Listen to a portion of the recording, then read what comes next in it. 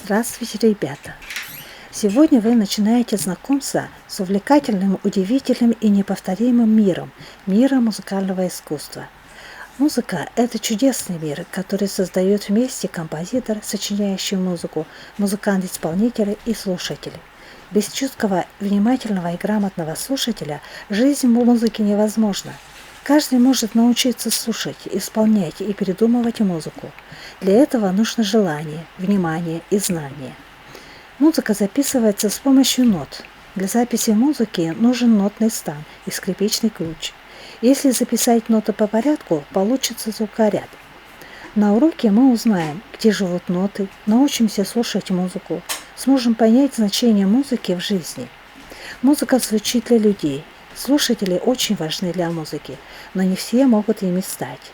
Настоящий слушатель прислушивается к звучащей музыке, стремится понять, что хочет сказать композитор и музыканты, сравнивать свое настроение с образами музыкального произведения.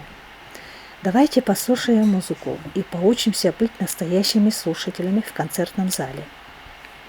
Слушая концерт номер 1 для фортепиано с оркестром Чайковского, постарайтесь пропевать про себя его мелодию, следить за настроением музыки, прислушиваться к своим чувствам, представлять картину русской природы и ее эмоциональное состояние.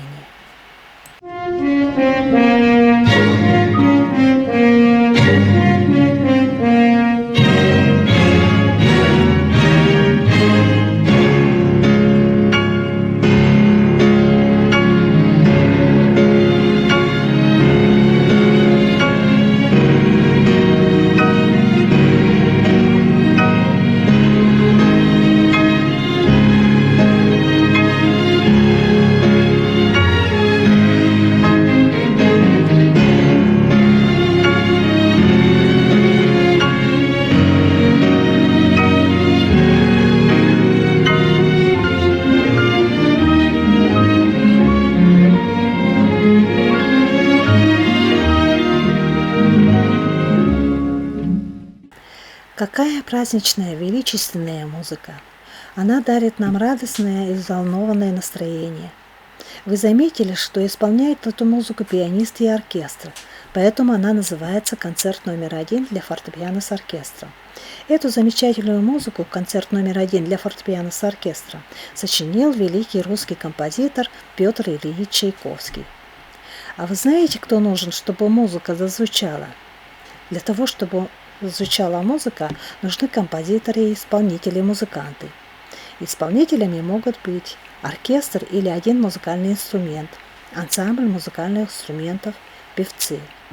Лучше всего музыка звучит в концертном зале, но мы можем насладиться ее звучанием и по радио, телевидению, с помощью компьютера. Чтобы музыканты могли исполнить для вас эту замечательную музыку, Петр Ильич Чайковский не только ее сочинил, но и записал. Все музыкальные произведения записываются нотами. Это знаки, которые знают все музыканты мира. Ноты – это музыкальные звуки, записанные знаками.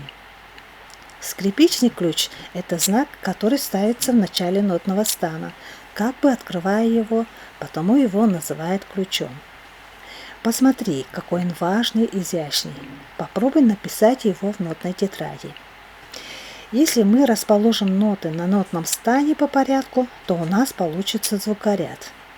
Представьте, что всего из 7 нот рождается загадочный и прекрасный мир музыки.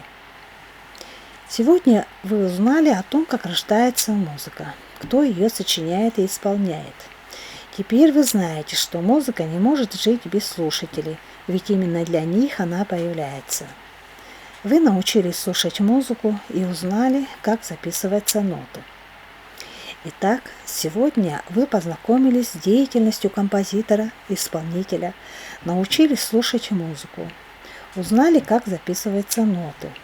Хорошая музыка никогда не оставит нас равнодушными. Она рождает в нас чувства и мысли и всегда подарит нам яркие впечатления. В этом ее сила. На этом я заканчиваю урок. До свидания, до следующих встреч.